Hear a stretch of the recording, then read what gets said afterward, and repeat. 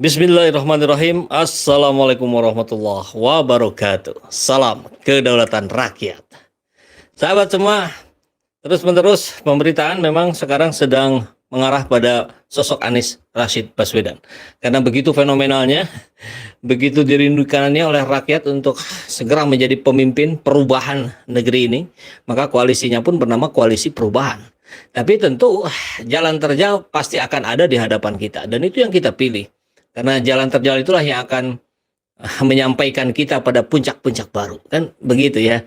Nah, kita lihat ada kabar menarik di sini dari seorang pengamat politik, analis politik dari Unhas, Pak Andi Ali kalau tidak salah namanya ya. Nanti kita lihat.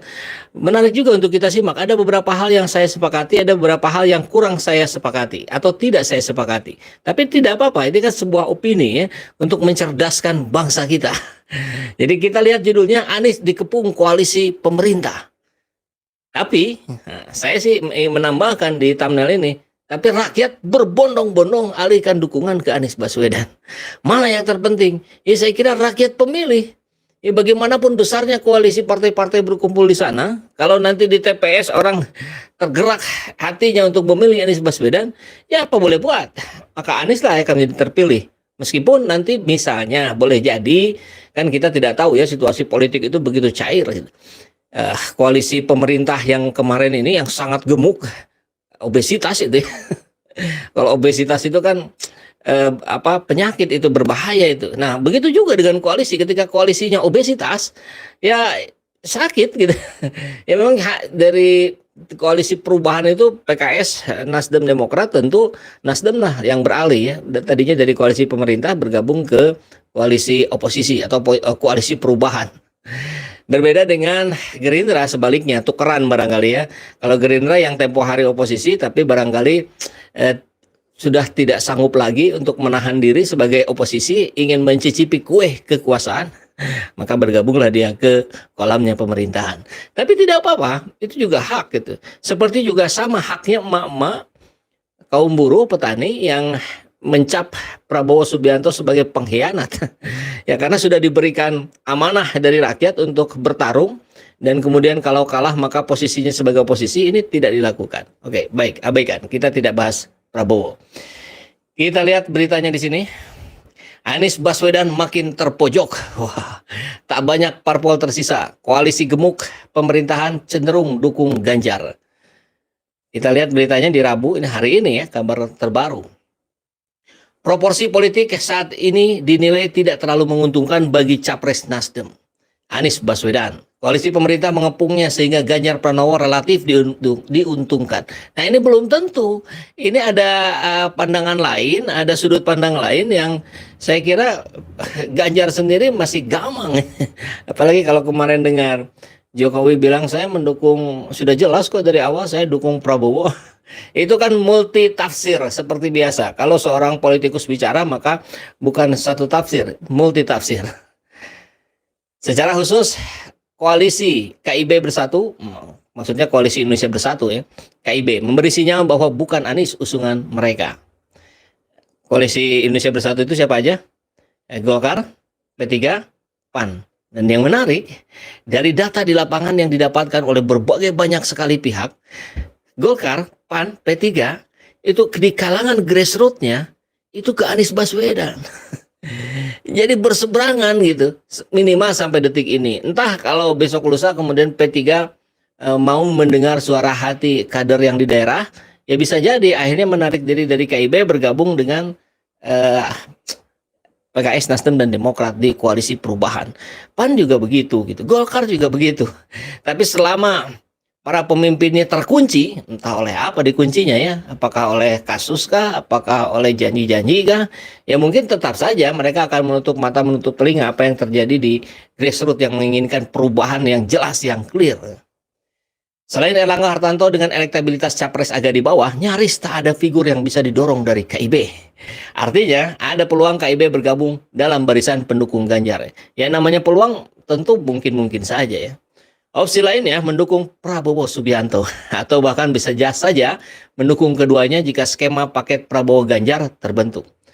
Kalau Prabowo Ganjar saya kira kepentingan Ibu Mega tidak akan terpenuhi Dan kepentingan Bu Mega adalah Mbak Puan yang maju, entah sebagai capres ataupun cawapres. Kalau tidak sekarang, maka tidak ada kesempatan lagi untuk Puan bisa mencoba berupaya meniti karirnya di politik Indonesia sebagai yang tertinggi.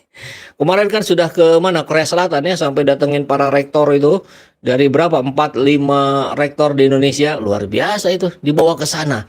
Belum teman-teman anggota dewannya dibawa ke sana. Katanya biaya sendiri. Percayakah? Oke. Airlangga Hartarto, Ketua Umum Golkar, bahkan secara tegas mengungkapkan tidak akan mengusung figur yang membawa politik identitas. Selama ini hanya Anies yang selalu dikaitkan dengan terminologi itu.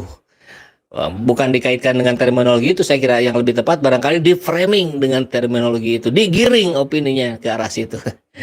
Itu yang bermula dari Pilgub DKI. Meski sebetulnya semua kubu memiliki identitas. Nah, ini yang saya sepakati. Bagaimana mungkin kita bisa melakukan segala sesuatu tanpa identitas? Kan harus jelas dulu identitasnya sebagai apa. Seorang yang Indonesianis, Pancasilais, agamis, itu nggak bisa dipilah-pilah. Itu semuanya masuk dalam satu kesatuan. Di sela-sela silaturahmi nasional Siratnas KIB di Dalton Hotel Makassar minggu lalu, Erlangga menyampaikan sikap politiknya itu. Kita menyepakati bahwa politik 2024 harus dipenuhi dengan gagasan dan pemikiran untuk kemajuan bangsa. Betul. Bukan politik identitas yang dapat memecah belah bangsa. Yang mana perilakunya tunjukkan kalau ketika menyebut sesuatu harusnya begitu ya. Karena Anies Baswedan sama sekali tidak menunjukkan cara-cara yang mendegradasi salah satu pihak gitu. Semua kesetaraan yang dikedepankan. Kita ingin politik yang inklusif. Itu dilakukan oleh Anies Baswedan ya, menyatukan gagasan dan pemikiran untuk membuat Indonesia lebih baik sebagai partai politik yang berpengalaman. Ini benar, paling berpengalaman ya, bersama PDIP tentunya. Hanya pernyataan Erlangga itu dinilai sebagai bentuk propaganda belaka, sekaligus sinyal bahwa KIB tidak akan mengusung Anies Baswedan sebagai capres. Ya tentu tadi, terkunci tadi. Jadi pernyataan ini punya dua sisi, ujar analis politik dari Universitas Hasanuddin Andi Ali Armunanto Senin 7 November kemarin. Pernyataan itu dianggap sebagai propaganda untuk mendiskreditkan Anies dengan mengasosiasikannya sebagai figur politik identitas. Ini banyak istilah-istilah hari ini yang kemudian distigmakan negatif padahal tidak gitu ya. Radikal gitu. Radikal itu kan justru harus kita lakukan. Cara-cara berpikir radikal itu salah satu cara untuk menemukan solusi-solusi. Kalau hanya berada di permukaan saja, maka kesalahan-kesalahan akan terulang. Cara membenahi negeri ini harus melakukan evaluasi secara radikal. Kan begitu. Maka radikal di situ menjadi positif. Ya sama ini juga begitu, politik identitas. Framingnya negatif gitu. Padahal kita justru harus membawa identitas kita. Kalau kita tidak membawa identitas kita, tidak menunjukkan identitas kita, maka yang terjadi adalah kegamangan-kegamangan. Kita menjadi terseret-seret oleh lingkungan kita. Kan begitu ya. Nah, ini juga sama nih. Pernyataan itu dianggap sebagai propaganda untuk mendiskreditkan Anies dengan mengasosiasikannya sebagai figur politik identitas atau perilaku yang berkaitan dengan politik identitas karena memang pendukung Anies adalah komunitas Muslim garis keras. Ini saya tidak sepakat. Kalimatnya kurang. Jadi Anies itu didukung oleh komunitas garis keras, garis netral, garis lembut. Anies itu didukung oleh posisi yang ada di kubu paling kanan, agak kanan, tengah, agak kiri. Kalau kiri banget mungkin tidak ya. Tapi agak kiri, tengah, agak kanan sampai kanan itulah pendukung Anies Baswedan. Bahkan beberapa dari kiri sekalipun sekarang sudah mulai mengalihkan dukungannya kepada Anies Baswedan. Ya anggaplah beberapa dari misalkan para petinggi PSI. Sampai dia harus keluar dari PSI demi mendukung Anies Baswedan. Itu kan fakta gitu. Jadi itulah yang coba ditonjolkan sebagai bentuk propaganda untuk menciptakan ketakutan di masyarakat untuk memilih Anies. Ini saya sepakat. Luar biasa, cara-caranya mengerikan. Bahkan kalau kita sambung dengan tulisan Tony Rashid, ini penulis senior, kita akan cukup ya kita bisa mendapat wawasan yang lebih luas, lebih jernih, dan bisa mendapatkan bahan-bahan untuk kita berdiskusi dengan siapapun yang di lingkungan kita yang akan mencoba juga menjadi bagian dari orang-orang yang mendowngrade Anies Baswedan, yang menegasikan nama Anies Baswedan. Kenapa Anies harus dijegal? Tony Rashid, pengamat politik dan pemerhati bangsa. Anies harus dijegal, semua peluang Anies harus ditutup, tidak boleh ada celah Anies lolos hingga bisa nyapres. Kalau udah bisa nyapres, maka dia terpilih jadi presiden. Begitu barangkali maksudnya ya. Langkah awal, Anies dicari kesalahannya untuk kemudian menjadi tersangka. Langkah kedua, jangan sampai Anies dapat tiket. Sembari terus-menerus downgrade nama Anies secara sistematis dan masif dengan black campaigns. Termasuk yang Ade Armando kemarin lakukan. Itu bagian dari TSM, terstruktur sistematis masif untuk terus mendowngrade Anies Baswedan. Pelaku-pelakunya sudah kita bisa baca gitu ya. Sebelumnya lagi PSI kan, ya begitu-begitulah. Ini fakta yang publik secara objektif menyaksikannya. Buktinya terlalu banyak hingga sulit dibantah oleh siapapun. Nasdem, kemana hilang? Sorry. Oh, jadi bentar ya. Nasdem sudah deklarasi Anies tanggal 3 Oktober. Sejumlah pihak merasa kecolongan, apalagi PKS dan Demokrat ikut merapat. Hanya tinggal selangkah lagi soal cawapres masih jadi bahan negosiasi. Cawapres deal, hampir pasti Anies dapat tiket untuk nyapres. 3 partai, Nasdem, PKS, Demokrat, memenuhi syarat presidensial threshold 20% kursi di DPR. Kalau ada 4 capres-cawapres, maka koalisi ini jumlahnya paling besar. 126 kalau tidak salah kursinya ya. Publik membaca, ada pihak-pihak yang kekeh agar Anies tidak boleh nyapres. Mereka berupaya gagalkan 3 partai ini. Untuk mencapai kesepakatan itu, ganggu Nasdem dengan ancaman reshuffle kabinet, kita sudah dengar tempo hari. Ganggu PKS dengan isu penawaran Kemeninfo dan Kementan, diberikan 2 kursi. Luar biasa ya, kursi menteri. Ditolak sama PKS. Ganggu Demokrat dengan berbagai konspirasi dan kompensasi. Di Twitter banyak sekali upaya-upaya untuk terus mendowngrade Demokrat, AHY, dan keluarga SBY. Meski Nasdem sudah deklarasi dan kokoh pendiriannya untuk mencalonkan Anies, para kadernya mulai tidak aman. Sejumlah kader Nasdem kabarnya sedang dioperasi. Kasus hukum, isunya sudah mulai menyasar pada kader Nasdem di tempat Nasdem berada. Publik merasakan situasi ngeri-ngeri sedap. Ada pihak yang menyebar rasa takut. Bagi masyarakat awam ini jadi pertanyaan, mengapa Anies harus dijegal? Secara sederhana, begini cara menjelaskannya. Sekedar contoh dan ilustrasi saja supaya Anda paham, Anda tahu pulau reklamasi di Jakarta. 4 pulau telah dibangun, 13 pulau telah dibatalkan. Oleh siapa? Anies Baswedan. Luas 17 pulau reklamasi yang direncanakan adalah 5.152 hektar. Ada yang bilang modal per meter di pulau reklamasi itu cuma 2 juta. Misalnya dijual 25 juta atau bisa lebih, bikin saja untung bersih 20 juta per meter persegi. Dikalikan 51.250.000. Silakan hitung sendiri berapa triliun untungnya. Ini baru dari pulau reklamasi di Jakarta. Bagaimana dengan pulau reklamasi di daerah lain? Ada lagi bisnis tambang ilegal, judi online, narkoba, dan lain-lain.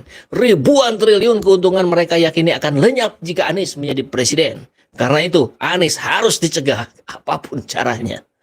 Ini bukan soal menang kalah, ini soal uang ratusan hingga ribuan triliun yang diprediksi akan melayang dari ekspektasi mereka. Siapa mereka? Oligarki. Siapa oligarki itu? Pengusaha yang ikut mengendalikan kebijakan negara untuk mendapatkan keuntungan berlimpah bagi bisnisnya dengan menghalalkan semua cara. Sampai di sini paham ya? Paham Pak Tony Rashid. Jadi at all cost, Anies harus dijegal. Anies harus ditutup pintunya untuk nyapres. Anies wajib dihadang. Tidak bisa dihadang Aniesnya, hadang partai pengusungnya.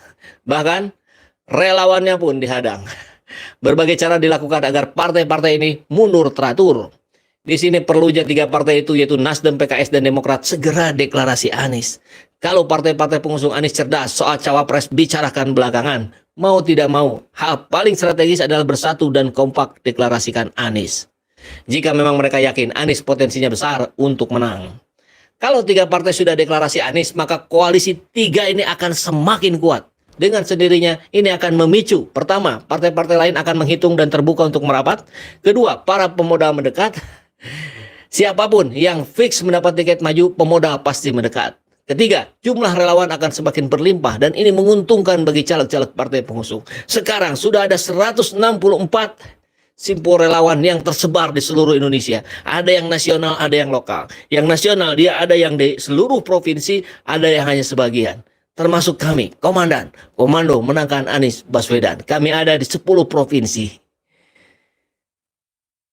Tetap ada kemungkinan bahwa partai-partai lain bisa bersatu dan deklarasikan bakal lawan Anies. Tapi itu tidak juga mudah. Sebab antara Istana dan PDIP dalam konteks Pilpres sulit bersatu. Kepentingan mereka berseberangan.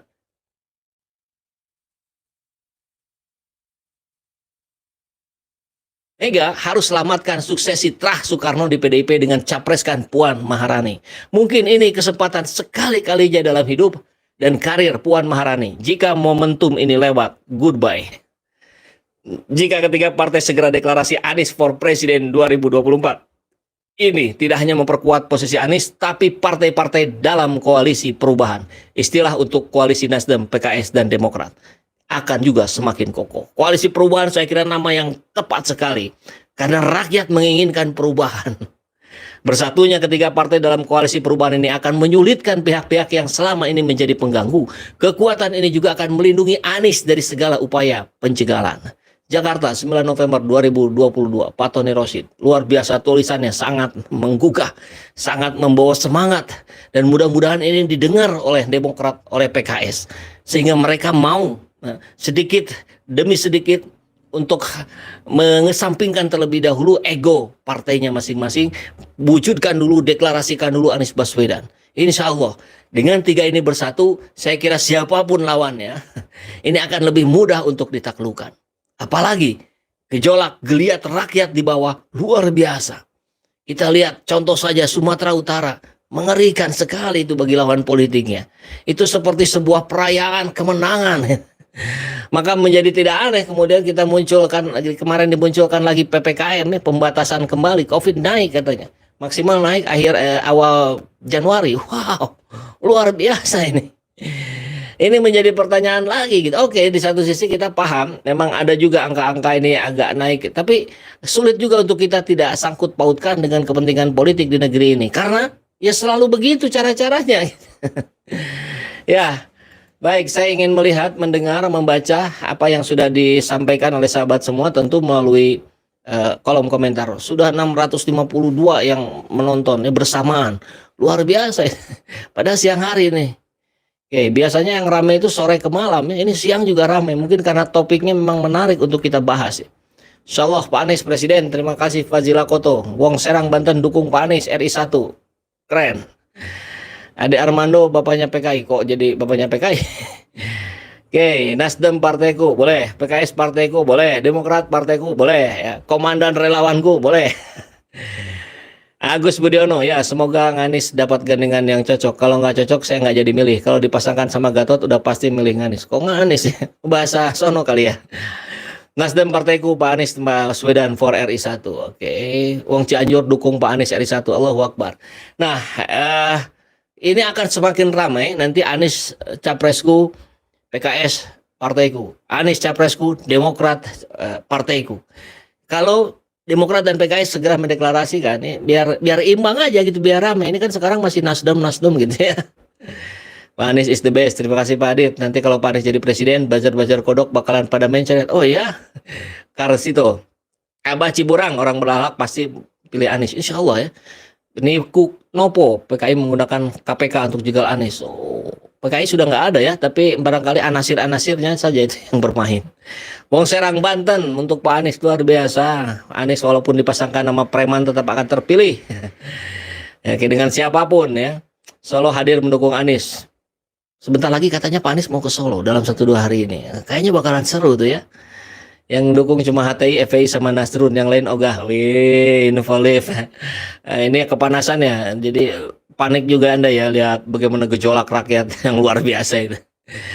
Becky, apapun kata orang-orang, jika Allah berkehendak Anies jadi presiden maka jadilah. Amin.